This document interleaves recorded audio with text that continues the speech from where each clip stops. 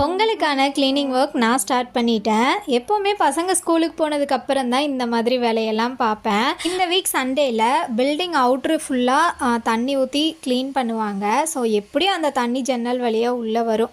So அவங்க கழுவும் போதே நம்மளும் ஜன்னல் பக்கம் தண்ணி ஊற்றி க்ளீன் பண்ணிட்டோம் அப்படின்னா ரொம்ப ஈஸியாக போயிடும். அப்படிங்கிறதுனால நான் இந்த வேலையெல்லாம் பார்த்துட்டு இருந்தேன். அவள் தான் காலையில் பிரேக்ஃபாஸ்ட் ரெடி பண்ணிட்டு இருந்தாங்க. சந்தக பேக்கெட் 2 வாங்கிட்டு வந்துட்டு 1 காரம் தாளிச்சிட்டு 1 ஸ்வீட்டுக்கு எடுத்து வச்சுட்டாங்க.